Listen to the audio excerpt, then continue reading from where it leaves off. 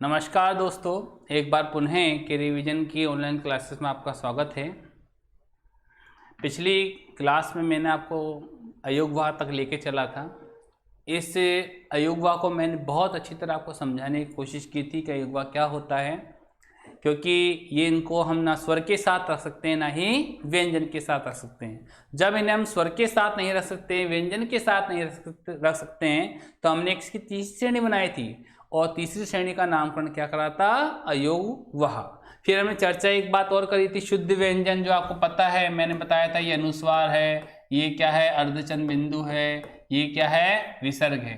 ये तीनों क्या है? शुद्ध व्यंजन है। ये तीनों क्या है? शुद्ध व्यंजन है। ये वाली बात पे, इस वाली बात पे भी हम चर्चा कर चुके हैं। और मैंने आपको बताया था ये शुद्ध व्यंजन है तो कैसे हैं? अकेले नहीं है, इनको देखकर जब ये वर्णों के साथ जुड़ते हैं, किनके साथ जुड़ते हैं? वर्णों के साथ, तब ये अपनी शुद्धता का प्रमाण देते हैं। और इन तीनों के साथ अस्वर का योग कर देने पर, इन तीनों के साथ अस्वर का योग कर देने पर ये तीनों क्या बन जाते हैं? अयोगवाह बन जाते हैं। यहाँ तक बात अपनी कंप्लीट हो चुकी थी। फिर हम थोड़ा सा और आगे चलते हैं। यहाँ पे देखिए, यहाँ पे ये क्या? अनुस्वार बिंदी दिख रही है, इसे आप क्या बोलते हैं? अनुस्वार। और इसे क्या बोलते हैं? अर्धचंद्र बिंदु। चंद्र बिंदु नहीं कहते हैं। कई बच्चे इसको बोलते हैं सर ये चंद्र बिंदु है, तो मैं उन्हें उसी टाइप से, चंद्र का मतलब तो चांद तो क्या आधा है क्या? चांद तो पूरा है। तो आधा चांद की बात करेंगे तो हम इसे नामकरण क्या देंगे? अर्धचंद्र बिंदु। ठीक है। और इसे तो विसर्ग कहते ही कहते हैं, ऐसा आप सभी को पता है। तो यहाँ पे चर्चा ही हो रही है सर ये अनुस्वार और अर्धचंद्र बिंदु दोनों में अंतर क्या है, या दोनों का प्रयोग हम कहाँ कहाँ करते हैं। बड़ा कंफ्यूजन भरा क्वेश्चन है ये भी, कि दोनों का प्रयोग हम कहाँ कहाँ करते हैं। हमें भी कई बार कंफ्यूजन हो जाती है कि भाई हम यहाँ पे अनुस्वार लगाएं या फिर अर्धचंद्र बिंदु लगाएं। तो इस बात का समाधान हम करते हैं कि भाई दोनों में अंतर क्या है। तो यहाँ पर एक बात समझ लेना कि भाई आपने अभी एक स्वर पढ़े थे, इनका नाम क्या था? ह्रीस स्वर। और एक पढ़े थे आपने, बताइए कौन से? दीर्घ स्वर। सही है। ह्रीस्वर कितने हैं बताइए? ह्रीस्वर है भैया 4। कौन कौन से? अ, ई, उ और री। उसी प्रकार दीर्घ स्वर कितने? दीर्घ स्वर थे 7। पहले आ, ई, उ। ठीक है। फिर क्या था? ए और ए, ओ और औ। इतना आपको याद होना चाहिए। यदि ये आपको पता है तो आप दोनों में अंतर करना सीख लेंगे कि यहाँ पे बिंदी यानी अनुस्वार और अर्धचंद्र बिंदु में क्या अंतर होता है। ठीक है, चलिए इस बात को समझते हैं। स्वरों का भेद वर्गीकरण प्रकार, ये इसकी लाइन नहीं है। ठीक है, ये इसकी लाइन नहीं है बिल्कुल, ये बिल्कुल अलग टॉपिक है इससे। यहाँ पे हम ये सीख रहे हैं दोनों में अंतर क्या है। ठीक है, इसका यहाँ पे कोई अर्थ नहीं है। यहाँ पे शब्द क्या आया? अनुस्वार। अभी भी मैंने जस्ट कहा अनुस्वार क्या होता है। देखिए यहाँ पे अनुस्वार यानी आप ये खड़ी पैर लगा करके ये शिरोरेखा के ऊपर एक बिंदी सी लगाते हैं। इस बिंदी को हम क्या कहते हैं? इस बिंदी को हम कहते हैं अनुस्वार। पहली बात तो यहाँ पे साफ साफ लिखा हुआ है क्या? ह्रीस स्वरों के साथ। किसके साथ बताइए? ह्रीस। वापस बना देते हैं इसको हम अच्छी तरह, ह्रीस। ठीक है, ह्रीस स्वरों के साथ प्रायः। प्रायः का मतलब क्या हो गया? आपको 90% ऐसा ही देखने को मिलेगा। 10% अपवाद हैं, उन अपवादों पर हमें चर्चा करनी है। एक्सेप्शन सब जगह मिलेंगे आपको। गणित में आप बोलते हैं माना कि, तो मान ही लेते हैं आप। तो यहाँ पे भी हम बात मान रहे हैं कि 90% हमारे लिए जो राइट हो जाएगा। तो मैंने यहाँ पे क्या लिखाया कि ह्रीस स्वरों के साथ प्रायः अनुस्वार का प्रयोग होता है। ह्रीस स्वरों के साथ प्रायः किसका प्रयोग होता है बताइए? अनुस्वार का प्रयोग होता है। आप बोल सकते हैं ह्रीस्वर कितने हैं, तो मैंने आपको पहले बता दिया ह्रीस्वर कितने होते हैं? 4। पहला होता है अ, दूसरा ई, दूसरा तीसरा उ, चौथा होता है री। इनके साथ किनका प्रयोग होता है? 99% मतलब 90% मान लिया, प्राय लिखा हुआ है कि 90% आपको यही देखने को मिलेगा कि ह्रस्व स्वरों के साथ किसका प्रयोग होता है? अनुस्वार का। यानी अ, देखिए अ से मैंने क्या बनाया? अंक। मैंने इसमें अचन बिंदु लगाया, क्या लगाया? बिंदी। ई से मैंने एक शब्द दे दिया यहाँ पे इंजन, ठीक है। इंजन पे आप अर्चन बिंदु नहीं लगाते हैं, केवल क्या लगाते हैं? ई पे बिंदी। और ऊ से मैंने लगाया सुंदर, ठीक है। और री से मैंने बताया, री की मात्रा लग रही किसमें? श्रृंगार। कई बच्चे श्रृंगार इस प्रकार लिख देते हैं, ये गलत है भैया। शय में क्या छुपा हुआ है? री। दो दो री नहीं आएंगे, एक तो री एक बेरह है। तो याद करने का तरीका और समझने का समझ भी रहे आप, यहाँ पे आपका शब्द शुद्धिकरण भी हो रहा है। तो यहाँ पे अपनी बात क्लियर हो गई। बताइए क्या कि ह्रस्व स्वरों के साथ प्राय किसका प्रयोग होता है? फिर स्वरों के साथ प्राय अनुस्वार का प्रयोग होता है। 4 वर्ण आ जावे, स्वर किसके साथ जुड़ते हैं? व्यंजनों के साथ। सिंपल सी बात है, अगर स्वर अकेला है तो नजर आ ही जाएगा, अगर स्वर व्यंजन के साथ जुड़ा तो व्यंजन के साथ वो अनुस्वार नजर आएगा। ठीक बात है। तो ह्रस्व स्वरों के साथ प्राय किसका प्रयोग होता है? अनुस्वार का प्रयोग होता है। अब हम दूसरी बात पे आते हैं, इसे बोलते हैं अनुनासिक। अर्धचंद्र बिंदु का एक नामकरण क्या है? बोलो, अनुनासिक। भाई अनुनासिक का मतलब क्या है? अनुनासिक का मतलब है अनु माने पीछे, नासिक माने नाक। यानी पीछे से नाक, मतलब जब हम उच्चारण करेंगे तो उच्चारण करते समय नाक से क्या निकलेंगे? स्वर निकलेंगे। किससे निकलेंगे? नाक से स्वर निकलेंगे। तो उसे आप क्या बोलते हैं? अनुनासिक। हालांकि इसमें भी नाक से स्वर निकलते हैं, लेकिन अनुनासिक का मतलब क्या है इसको आपको समझा रहा हूँ। देखिए यहाँ पे हम लाइन खींच लेते हैं रेड कलर की, ये लाइन खींच ली, ठीक है।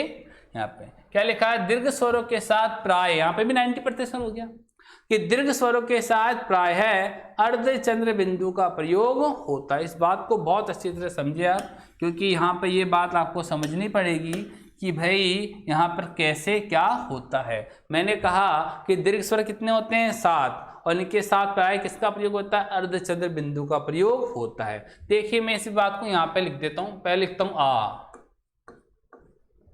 फिर क्या लिखता हूं? ई, फिर मैं लिख रहा हूं यहाँ पे ऊ, फिर लिख रहा हूं ए ओ और औ। कितने हो गए भाई? 7। अब इनके साथ मैं लगा रहा हूं यहाँ पे अर्धचंद्र बिंदु।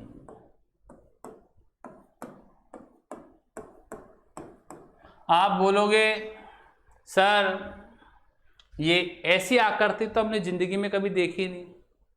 सही बात है, नहीं देखी तो आप देख लीजिए और समझिए इस वाली बात को। एक्चुअली क्या हुआ यहाँ पर, देखिए हिंदी में लगातार परिवर्तन होता रहा और आप स्वयं भी कई वर्णों में लगातार क्या कर रहे हैं? परिवर्तन। जैसे कि मैंने कल भी आपको बताया था, पहले झ इस प्रकार बनाते थे, अब ये क्या हो गया? अमानक। अब झ को हम इस प्रकार बनाने लग गए हैं। तो लगातार हिंदी भाषा में क्या हुआ है? परिवर्तन होता रहा है। इस वाली बात को समझते हैं आप। तो क्या हुआ साहब कि यहाँ पर आपको देखा, मैंने आपको एक बात बता दी कि दीर्घ स्वरों के साथ किसका प्रयोग होता है? दीर्घ स्वरों के साथ अर्धचंद्र बिंदु का क्या होता है? प्रयोग होता है। सही बात है, चंद्र का प्रयोग होता है। लेकिन ये वाले रूप तो आपको नजर आते हैं, क्या ये वाला रूप नजर आया? कि ये वाला रूप भी नजर नहीं आया होगा? ये इन रूपों में थोड़ी सी आपको कंफ्यूजन हुई होगी। इस बात का मैं समाधान कर देता हूं। पहले क्या था? ई को हम ऐसे ही लिखा करते थे, लेकिन धीरे धीरे ई क्या आया? पास आया, और धीरे धीरे ई इतना पास आ गया कि इसकी मात्रा के साथ ही, मात्रा दिख रही है, इसकी मात्रा के साथ ही ये आधा चांद क्या हो गया है? समाहित हो गया। इसकी मात्रा के साथ ही आधा चांद क्या हो गया? समाहित हो गया। इसी प्रकार जैसे आई लिखा हुआ है, आई पे क्या लगता है? अर्चन बिंदु, और आई पे ऐसे अर्चन बिंदु पास आया, फिर इतना पास आया कि जो मात्रा ऊपर लग रही है इस मात्रा के साथ ही आधा चांद क्या हो गया? समाहित हो गया। तो कहने का तात्पर्य क्या है? कहने का तात्पर्य है यहाँ पर जो दिख रहा है वो है नहीं है, जो दिख रहा है वो है नहीं है, ठीक है। तो यहाँ पे हमें पता चला कि ये जो अर्धचंद्र बिंदु, ये मात्रा के साथ ही आधा चांद समाहित हो गया। यहाँ पे ए, इसकी मात्रा इसके साथ ही क्या लग रहा है? आधा चांद समाहित हो गया। ये ओ, इसके आधा चांद, और ये औ, इसके साथ भी क्या लग गया, आधा चांद। धीरे धीरे धीरे इस प्रकार आया कि मात्रा जो ऊपर लग रही है, जिनके ऊपर चोंच निकली है, जिन मात्राएं, चोंच का मतलब मात्राएं लगी हुई है, उनके साथ ही अर्धचंद्र बिंदु क्या हो गया, मिल गया है, जो वर्तमान में हमें दिखाई नहीं देता है। लेकिन अगर इसकी वास्तविकता देखें तो दीर्घ स्वरों के साथ किसका प्रयोग होता है, अर्धचंद्र बिंदु का प्रयोग किया जाता है। अब देखिए क्लियर हो गई बात। जैसे आप पहले प्रकार ऐसे लिखते, समझ वाली बात को भी पहले लिखते हैं प्रकार। आजकल कई जने प्रकार इस प्रकार लिखने लग गए, बिल्कुल। अब पहले तो रे इस प्रकार था, पहले तो रे की पोजीशन कैसी थी, ऐसी। अब रे की पोजीशन आपने कैसे कर दी, ऐसी। बताइए, पहले इस प्रकार तिरछा था, फिर इसको लेटा दिया आपने। आप बनाते भी हो इस प्रकार, कई व्यक्तियों को देखा, लड़कियां खासकर इस प्रकार रे का इस प्रकार रहना बना के इस प्रकार रे बनाती है। तो कहने का तात्पर्य लगातार क्या हुआ है, परिवर्तन। उसी प्रकार इसके अंदर भी क्या हुआ, परिवर्तन, जो मैंने आपको बता दिया। तो हमें यहाँ पर एक बात पता चल गई, 90% तो हमारी प्रॉब्लम हो गई है सोल्व। जो 10% की समस्या है उससे हम समाधान कर लेंगे कुछ देर बाद, चिंता मत करें। यहाँ पे हमें पता चल गया अगर बिंदी आएगी तो 90% अनुस्वार का प्रयोग, अनुस्वार का प्रयोग ह्रस्व स्वरों के साथ ही होता है, और 90% अर्धचंद्र बिंदु का प्रयोग दीर्घ स्वरों के साथ भी होता है। मैंने यहाँ पर उदाहरण भी दिए। आ से क्या बना, आंख दिख रहा है। ई से क्या बना, ईंधन दिख रहा है, ईंधन बिंदी लगी है, और ये आधा चांद इसके साथ। एक उदाहरण ईंट, ईंट। अब देखिए ये आधा चांद वास्तव में इसके साथ ही क्या है, छुपा हुआ है। ऊंट में तो आपको नजर ही आ रहा है, कोई दिक्कत वाली बात नहीं है। फे, ए की मात्रा कितनी होती है, एक की मात्रा कितनी होती है, एक मात्रा किनके साथ लगती है, व्यंजनों के साथ। ध्यान कर लीजिए। अब मैंने यहाँ पे शब्द दे दिया फेंकना, क्या दे दिया, फेंकना, और वास्तव में ये आधा चांद है जो इसके साथ ही क्या है, छुपा हुआ है। मात्रा फे के साथ लगी ए, तब क्या ना, फे, ठीक है। अब ऐ की मात्रा कितनी होती है, 2, लेकिन मात्रा 2 किनके साथ लगेगी, व्यंजनों के साथ। स्वर के साथ तो एक ही नजर आ रही है, व्यंजन के साथ कितनी होती है, 2। ऐसे बनाया, बताइए क्या, ऐंठना, और ये बिंदी, और ये आधा चंद वास्तव में इसके साथ क्या है, छुपा हुआ है। ओ से क्या बना, झोपड़ी, दिख रही है, झो, ये आधा चांद इसके साथ ही क्या है, समाहित हो गया। जैसे तरह झोंका, क्या आया, बताइए, झोंका। और आपसे पूछे झोंका शब्द आ गया, चांद कहाँ पे है, ये इसके साथ समाहित है।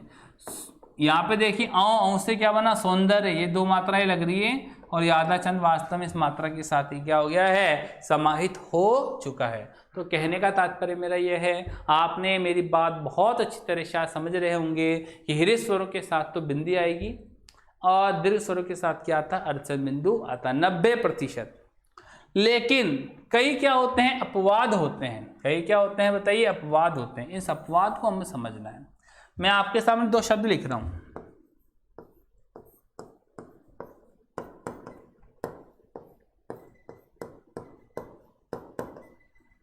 उच्चारण कीजिए दोनों का, उच्चारण कीजिए दोनों का। पहला जो है वो है हंस, क्या है, हंस, और दूसरा क्या, हंस। पहला क्या, हंस, एक पक्षी है। अब इस बात को समझे बहुत अच्छी तरह, एक पक्षी, हंस। हंस, हंस का मतलब क्या होता है, हंसना। अब यहाँ पे आपको देख के थोड़ी कन्फ्यूजन होगी, सर है में क्या है, ह में क्या स्वर है, अ, और अ के हिसाब से यहाँ पे अनुस्वार राइट है, लेकिन यहाँ पे भी ह है, ह में स्वर क्या है, अ, और इसमें क्या आ रहा है, अर्धचंद्र बिंदु आ रहा है। तो ये तो आपने गड़बड़ी कर दी, फिर हमको कन्फ्यूजन होगी कि दोनों में क्या है, दोनों में क्या है, ह्रस्वर। तो एक में तो आपने बिंदी लगा दी और एक में अर्धचंद्र बिंदु लगा दिया। तो इस बात को समझिए आप।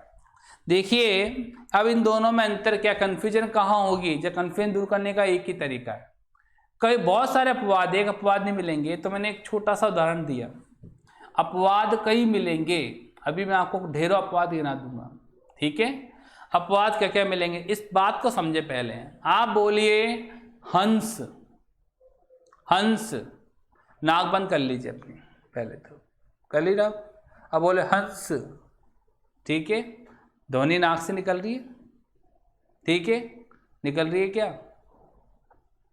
अब आप बोले हस, ध्वनि नाक से नहीं निकल रही है।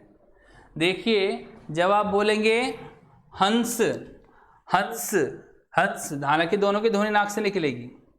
यहाँ पे मैंने लिख भी रखा है, कुछ शब्द प्राय अपवाद में भी हो चलते हैं, इनका स्पष्टीकरण ये है कि वर्ग के उच्चारण में ध्वनि केवल नासिका से बाहर निकलती है तो अनुस्वार का प्रयोग होता है, और यहाँ पे नाक और मुख दोनों से बाहर निकलती है तो किसका प्रयोग होता है? चंद्र बिंदु का प्रयोग होता है। इस बात को समझना है, यहाँ पे आगे आपके सामने आ भी जाएगा। अब आप उच्चारण करते हैं तो ध्वनि कैसे निकलेगी? केवल नाक से, मुख से नहीं निकलेगी।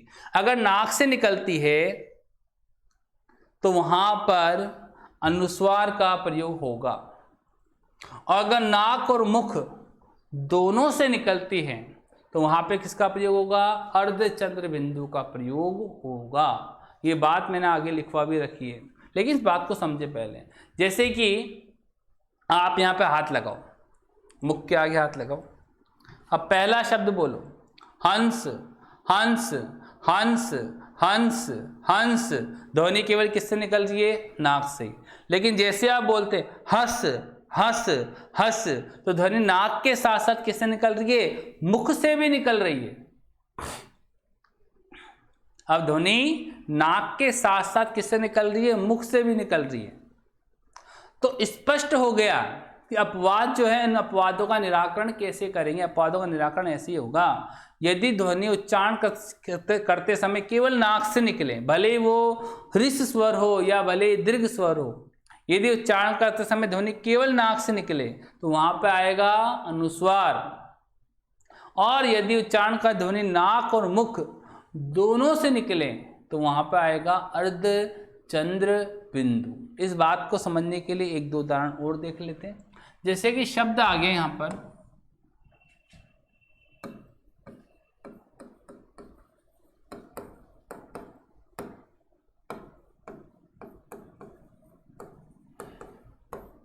देखिए उसमें भी अ है, इसमें भी अ है, लेकिन एक में क्या लगा रखा? अर्धचंद्र बिंदु, एक में क्या लगा रखा? अनुस्वार।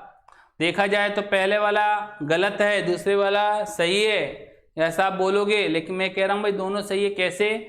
उच्चारण देख लीजिए आप बोलो अंधेरा, अंधेरा, अंधेरा, आप बोलो अंधकार, तो देखो अंधेरा में तो ध्वनि नाक और मुख दोनों से निकल रही है, जबकि अंधकार में ध्वनि केवल किससे निकल रही है? नाक से ही निकल रही है। तो जहां जहां कंफ्यूजन हो वहां पे आपको प्रैक्टिकली करके देखना है कि अगर ध्वनि नाक से निकले तो केवल क्या आएगा? अनुस्वार, और अगर ध्वनि नाक के साथ साथ मुख से भी निकले तो वहां पे क्या आएगा? अर्धचंद्र बिंदु। कई शब्द हैं, कई उदाहरण हैं। देखिए एक दो शब्द और देखता हूं मैं आपके यहाँ पे, मुझे आप बताइए कौन सा राइट है।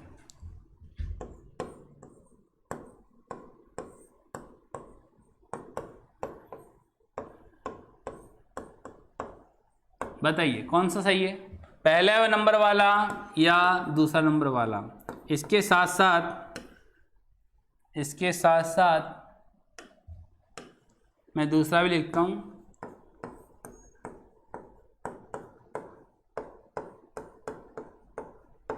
पहला नंबर या दूसरा नंबर, इसमें फर्स्ट और सेकंड। बताइए पहला नंबर वाला राइट है या फिर दूसरे नंबर वाला राइट है? देखिए जब मैं बचपन में स्कूल में भी स्कूल जाता था जब, तो मैं इसको ये राइट बोलता, सर ये राइट है, लेकिन मैं बताना चाहूँगा ये क्या है? गलत है, और ये क्या है? सही है।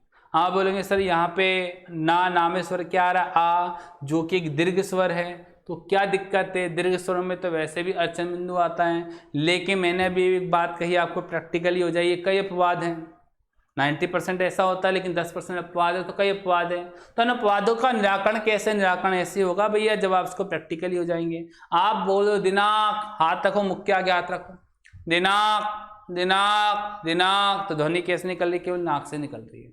नहीं तो दो उदाहरण मैंने आपको दे दिए, अंधेरा, अंधकार, हंस और हंस। अंधेरा अंधकार बोल के देखो, आप बोलते तो अंधेरा तो ध्वनि नाक के साथ साथ मुख से भी निकल रही है, लेकिन जैसे आप बोलते अंधकार तो ध्वनि केवल नाक से निकल रही है। तो यहाँ पे उच्चारण करते समय ध्वनि केवल नाक से निकल रही है। इस कारण फर्स्ट नंबर वाला क्या है? राइट है, और सेकेंड नंबर वाला क्या है? गलत है। इसी प्रकार मास शब्द आ गया, ठीक है। मास में देखिए मामेश्वर क्या आ रहा आ, आप कहेंगे ऐसा सेकंड वाला राइट होना चाहिए नियम के अनुसार, लेकिन मैं कहूँगा सेकंड वाला गलत है, फर्स्ट वाला क्या है, राइट है। क्यों राइट है, क्योंकि जब इसका उच्चारण करते हैं मास मास मास, ध्वनि केवल नाक से ही निकलती है, मुख से नहीं निकलती है। तो भाई इनका निराकरण कैसे हो, इनका निराकरण का एक ही अर्थ है, केवल आप प्रैक्टिस कीजिए इनकी उच्चारण करते समय, क्योंकि जब शुद्ध उच्चारण होगा, मैंने कल आपको व्याकरण की परिभाषा बताई थी। व्याकरण क्या, व्याकरण ऐसा शास्त्र है जिसके द्वारा हम किसी भाषा के शुद्ध रूप को पढ़ने, लिखने, बोलने के नियमों का ज्ञान प्राप्त करते हैं।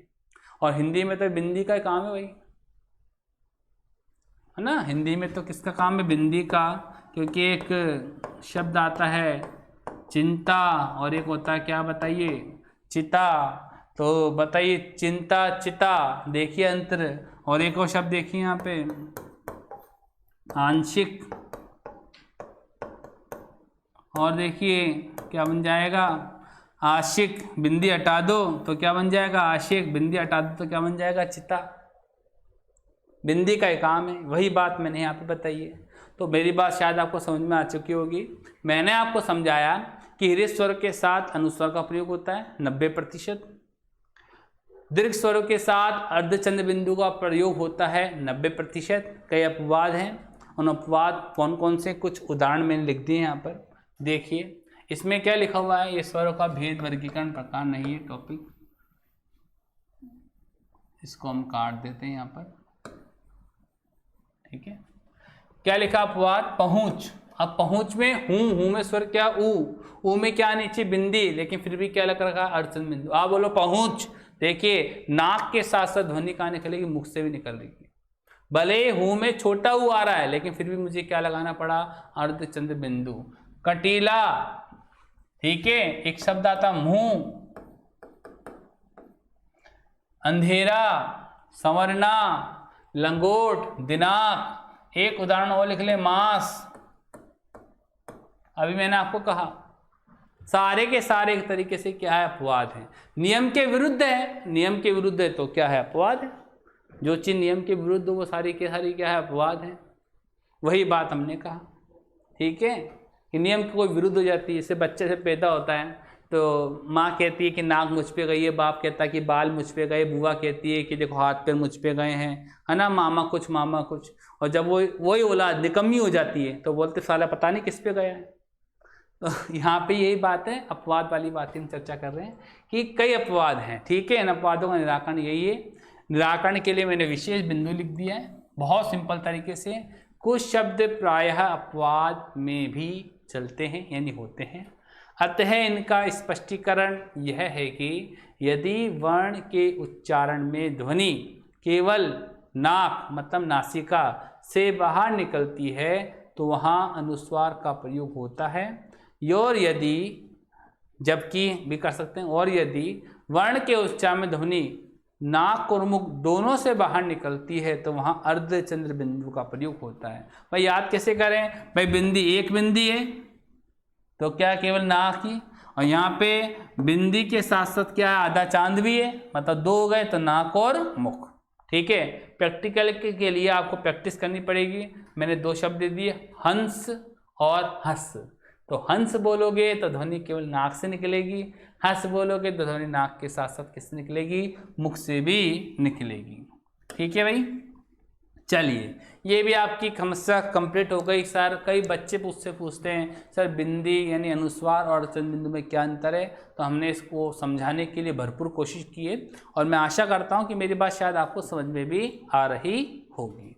एक दो बातें और रह गई है, कंप्लीट करते हैं फिर हम यहाँ पर। चलिए एक बात और कि स्वरों का भेद वर्गीकरण प्रकार, ये वापस के अंदर आ गया है तो हम उसको वापस थोड़ा सा रफली कर देते हैं। ये इसका भाग नहीं है, इसके भाग तो चार ही होते हैं, मैंने आपको समझा दिया। पहला उच्चारण अवधि, दूसरा मैंने बताया आपको जी मुख की आकृति के आधार पर, ठीक है, होठों की स्वरी आकृति के आधार पर, तीसरा जीभ की स्थिति के आधार पर, चौथा मुख की स्थिति के आधार पर। देखिए क्या लिखा हुआ है, ये गलत लिख दिया इन्होंने, निन्नुनासिक है, ठीक है। मैं यहाँ पे इसको राइट कर देता हूँ, इसको थोड़ा सा रफ कर लेते हैं। निर्णु नासिक, निर्नुनासिक। ठीक है, वापस लिखते हैं इसको थोड़ा सा।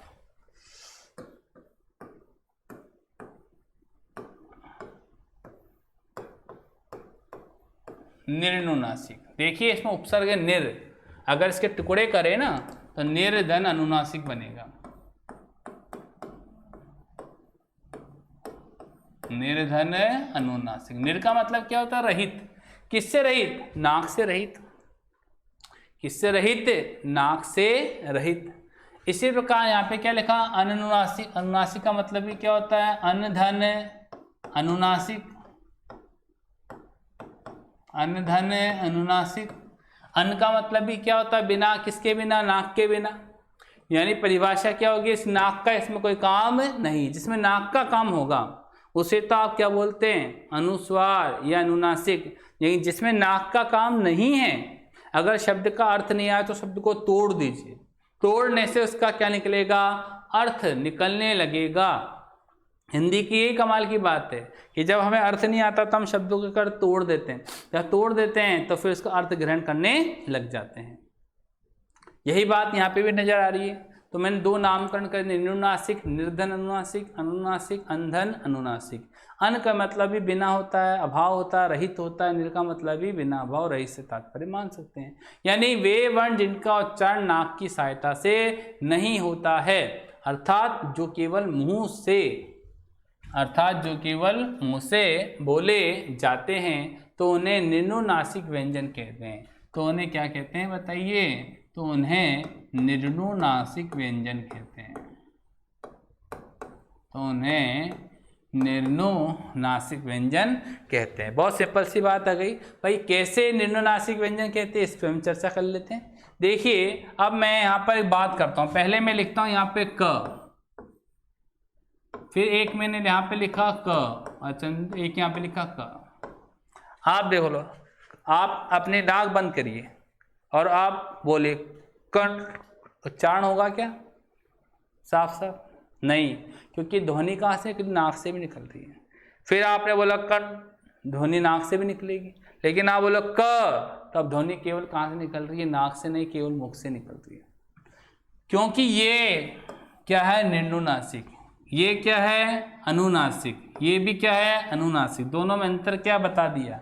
यानी जिसके ऊपर कोई बिंदी नहीं हो, जिसके ऊपर कोई अर्धचंद्र बिंदु नहीं हो, उसे क्या बोलते हैं? निर्नुनासिक। यानी जितने भी स्वर हैं और व्यंजन हैं जिनका उच्चारण नाक की सहायता से नहीं होता है, वे सारे के सारे क्या कहलाते हैं? निर्नुनासिक। या सिंपल सा फंडा, अपनी नाक बंद कर लेना, ठीक है। और उच्चारण पंचमाक्षर, जो पंचमाक्षर वैसे बिंदी के रूप में आते हैं, वो तो सारे अनुनासिक के कहलाएंगे। नाक बंद क, ख, ग, घ, उच्चारण नाक से नहीं हो रहा। लेकिन अंग का उच्चारण तो किससे होता है? नाक से होता है। पंचमाक्षर के रूप में अंदर आते हैं तो क, ख, ग, घ, फिर च, छ, ज, झ, या स्वर सारे अ, आ, ई, उ, री, ए, ऐ, ओ, औ। नाक बंद करके देख लेना आप। नाक बंद करके देखेंगे तो अगर साफ साफ उच्चारण हो रहा है तो सारे के सारे क्या है? निर्नुनासिक। और वैसे भी हमें नजर आ रहा है कि जिसके ऊपर बिंदी और चंद्र नजर आ जाए वो सारे के सारे अनुनासिक कहलाएंगे। कहलाएंगे नहीं कहलाएंगे? पंचमा अक्षर जो होते हैं वे भी सारे क्या कहलाते हैं? अनुनासिक के कहलाते हैं। ठीक है, शायद मेरी बात यहाँ तक आपको समझ में आ चुकी होगी। अब हम बात करते हैं रे के चार रूप की। रे के चार रूप की, इस पे हम चर्चा कर लेते हैं। और चलिए, बहुत इंपॉर्टेंट है ये रे के चार रूप, इसको बहुत अच्छी तरह आपको समझना है। रे के चार रूप, इसका नाम है रैफ, और ये नुक्ता लगा दिया रैफ, ठीक है, रैफ। देखिए रैफ का मतलब क्या होगा? रे को हम चार तरीके से लिख सकते हैं। बहुत इंपॉर्टेंट है, इसको समझ लेना, क्योंकि जब आप संधि पढ़ेंगे तो संधि में इसका बड़ा अहम रोल रहता है और बच्चे बड़े कन्फ्यूजन हो जाते हैं, सर इसका क्या होगा, इसका क्या होगा। तो इसको समझाया था मैं आपको। रे के चार रूप, ठीक है। रे को हम कितनी तरीके से लिख सकते हैं? चार तरीके से लिख सकते हैं। पहला क्या लिखा? रमन। तो रमन में तो साफ साफ रे नजर आ रहा है, कोई दिक्कत नहीं। इस रे को हम बहुत अच्छी तरह जानते हैं। मैंने टुकड़े कर दिए र, म और न, ठीक है। यानी ये रे अपने आप में क्या है? स्वर युक्त है। यानी ये रे जो है ये अपने आप में क्या है, स्वर युक्त है, क्योंकि स्वर युक्त और स्वर रहित, रहित होता तो उसके नीचे क्या लगाते हैं, हलन चिन्ह लगाते हैं। ये अपने आप में क्या है, स्वर युक्त है। ये रे का अपने आप में स्वर युक्त रूप है, बिल्कुल आप समझते हैं इस वाली बात पे, ठीक है। दूसरे नंबर पे जो आता है रे, इसके अनुरूप ये रे, इसमें रे का रूप आपको कौन सा दिख रहा है, ये लाइन है और इसमें रे का रूप ये भाई, ये रे का रूप है। इसमें रे का रूप क्या है, चलिए मैं आपके सामने शब्द लिखा हुआ है, क्या लिखा है, क्रम।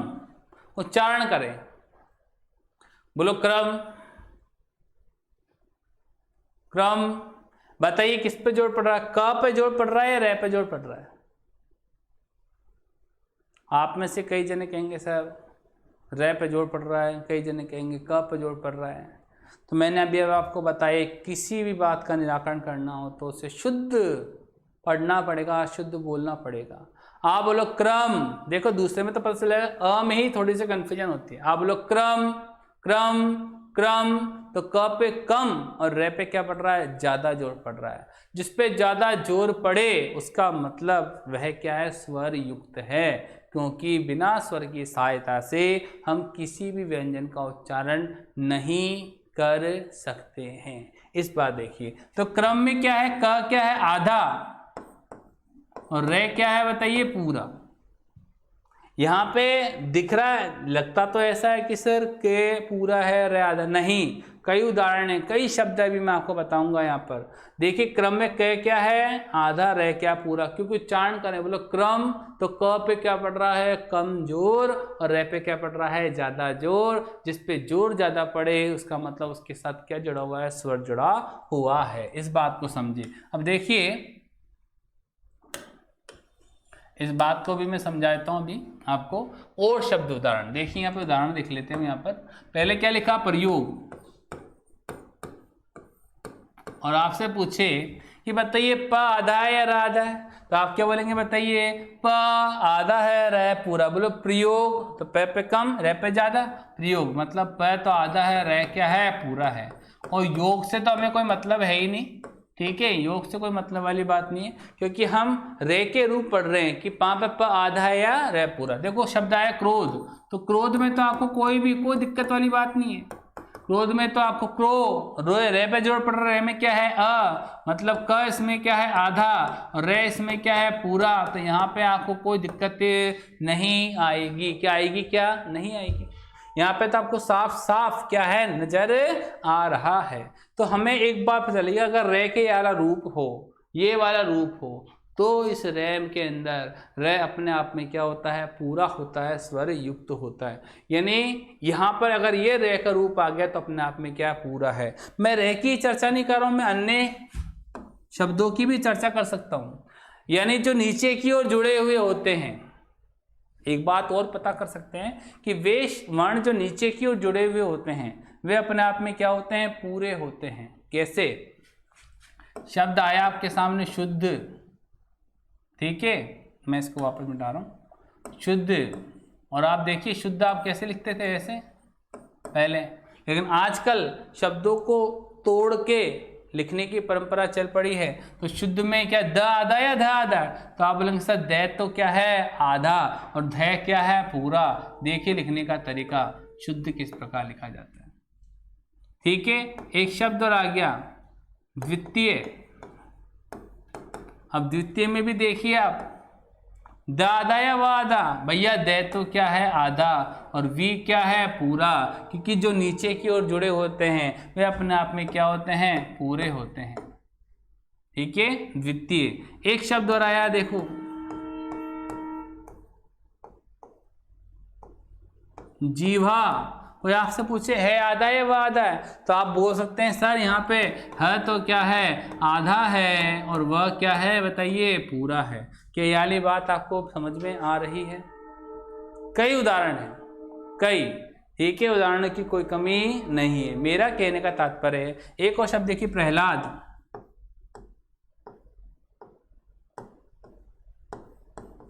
कोई आपसे पूछे प्रहलाद शब्द के अंदर ह आधा है ला आधा है, तो ले कहाँ जुड़ा हुआ है, नीचे के, जो भी नीचे के जुड़े हुए होते हैं वे अपने आप में क्या होते हैं, पूरे होते हैं।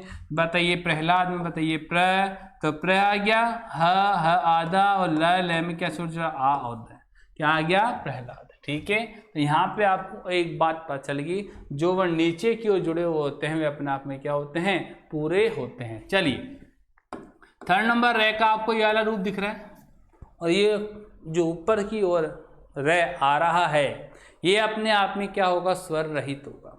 साफ साफ पता चल कि जो नीचे के जुड़े हुए अपने आप में पूरे, लेकिन जो ऊपर की ओर अपने आप में क्या होते हैं, आधे। देखो यहाँ पे कर्म, तो कर्म में क पे क्या पड़ रहा है, ज्यादा जोर, और रे पे क्या पड़ रहा है, कमजोर। मतलब कह तो पूरा है, रे इसमें आधा है, मैं इसमें क्या है, पूरा है। इसी प्रकार शब्द कर्तव्य रे आधा, वर्ण रे आधा। एक शब्द आया उर्दू, इसको समझे आप, इसके अंदर समझे आप उर्दू। अब इसको देख करके बड़े कन्फ्यूजन होती है बच्चे, सर यहाँ पे ऊ है, ऊ के बाद क्या है, ध, तो ध के बाद रे, तो पहले र आएगा या ध आएगा, कन्फ्यूजन मत होना, उच्चारण करें। बोलो उर्दू, उधर्व नहीं है ये, कई बच्चे इसको उधर्व पढ़ते हैं, क्या है, उर्दू। ऊ के बाद उच्चारण क्या हो रहा है, रे, तो वो आपको कहेंगे सर रे पहले आ रहा तो रे ध पे लगना चाहिए। अरे भाई ये खुद ही आधा है, जो आधे हैं, जो असक्षम हैं, वो आपका भार सहन कर पाएंगे क्या, नहीं। ये आधा इस कारण कहाँ चले गया, नेक्स्ट पर, नेक्स्ट कहाँ चले गया, वह ने कहा भैया तुम दोनों आ जाओ, कोई बात नहीं, मैं तुम दोनों का बोझ उठा लूंगा। तो इसका उच्चारण शुद्ध क्या होगा, उर्दू, ऊर्ध्वाकार, आपने सुना होगा। तो ऊ के बाद क्या आ रहा है, ऊ के बाद आ रहा है रे। अब रे क्या है, ऑलरेडी आधा, मैंने कहा जो ऊपर की ओर लगते हैं वो आधे होते हैं। इसी प्रकार ध, सर ध आधा है पूरा है, ये नीचे लगा, अरे भाई ध नीचे नहीं लगा है, ध कहाँ लगा है, बीच में, और बीच में लग रहा है, साफ साफ दिख रहा है, तो वो आधा ही है ऑलरेडी, पूरा कहाँ से, ये ध क्या है, आधा, और वह अपने आप में क्या है, पूरा। क्या मेरी बात समझ में आ गई। एक और शब्द लिखा हुआ देखो, अर्ध, अभी आपने कई बार लिखा, दोनों आ गए इसमें, आधा रे भी आ गया। अब ध इसमें क्या है, पहले क्या आएगा बताइए, अ के बाद क्या आएगा, रे के बाद क्या आएगा, द, ध्यान कीजिए। फिर ध आधा है पूरा है, भैया पूरा है, पूरा ही हमेशा अंत में आएगा, क्योंकि उसके साथ क्या जुड़ा हुआ होना चाहिए, स्वर जुड़ा हुआ होना चाहिए। तो हमने यहाँ पे एक बात सीखी, अगर रे का याला रूप आता है तो इसमें रे अपने आप में क्या होता है, पूरा होता है, स्वर युक्त होता है। ये का ये उदाहरण दूसरे वाले वर्णों पर भी लागू है। और साथ ही साथ अगर रे का याला रूप आ जाता है तो वह अपने आप में क्या होते हैं, आधा होता है, मतलब स्वर रहित होता है। लास्ट जो बात रह गई वो रह गई इसकी, कि भाई ये किसका रूप है, चलो बताइए। आप बोलेंगे सर ये रे का रूप है, मैं कह रहा हूं ये रे का रूप नहीं है। कैसे नहीं है, क्योंकि इसमें देखिए ये मैंने र हलंत करा, ठीक है, र हलंत, एक मिनट, मैंने इसमें ट हलंत करा, और ट हलंत में क्या जोड़ा, र, बोला जोड़ो उसको, तो ये ट हलंत का ट हलंत।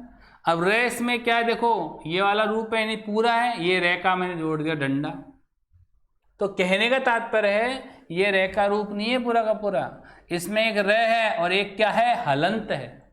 और हलंत लिखने का तरीका एक लेफ्ट एक राइट, जो लेफ्ट है उसमें हलंत का चिन्ह लगता है, जो लेफ्ट है उसमें हमेशा किसका चिन्ह लगता है, हलंत का चिन्ह, और राइट है उसमें किसका चिन्ह लगता है, बताइए, रे व्यंजन जुड़ता है। और इस चिन्ह के अंदर एक और खास बात बताऊं, ये दोनों समान नहीं होते, इसकी जो लाइन होती है वो थोड़ी सी, इसकी जो लाइन है वो थोड़ी सी क्या होती है, लंबी होती है, किसकी अपेक्षाकृत, रे की अपेक्षाकृत।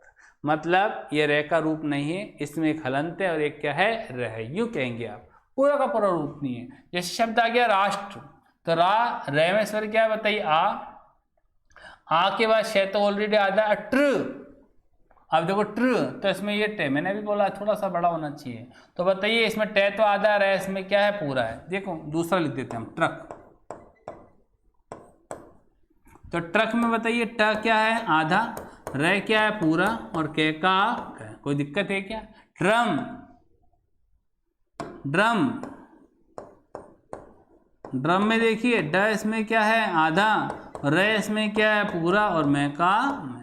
आपको ट्रक, ड्रम, टेड ए के रूप के अंदर ही आपको राष्ट्र इस शब्द में ही रूप देखने को मिलेंगे इस बार रे के। तो शायद रे के 4 रूप रेफ के रूप में समझ में आ चुके होंगे आपको कि ये रे के 4 रूप कौन कौन से हैं। पहला मैंने आपको समझाया रे का ये रूप जो प्रचलित है, सब जने उसे जानते हैं। दूसरी बात, रे अगर इस रूप में रे लगा हुआ होता है तो वह अपने आप में क्या होता है, स्वर युक्त होता है, पूरा होता है, आधा नहीं होता है। इसका उदाहरण मैंने इनके माध्यम से दिया है। तो हमने एक बात सीखी, जो वर्ण नीचे की ओर जुड़े हुए होते हैं वे अपने आप में क्या होते हैं, पूरे होते हैं, स्वर युक्त होते हैं। तीसरी हमने बात जानी कि अगर रे का ये वाला रूप आ जाए तो इस रूप में रे क्या होता है, आधा होता है। जब जब ऊपर रे लगा हुआ हो तो वह स्वर रहित ही होगा, स्वर युक्त नहीं होगा, ये बात ध्यान कर लेना।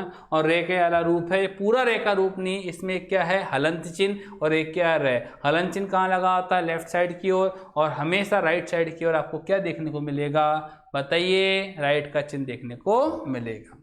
ठीक है, चलो तो मैं आशा करता हूँ कि आपको मेरे द्वारा जो बताई गई बातें हैं वो समझ में आ रही होगी। फिर भी इसके अलावा अगर कोई कन्फ्यूजन रहती है तो आप लाइव क्लास के दौरान मुझसे प्रश्न पूछ सकते हैं, और जहाँ तक कोशिश होगी मैं अपनी आपकी समस्या का समाधान करूँगा। धन्यवाद।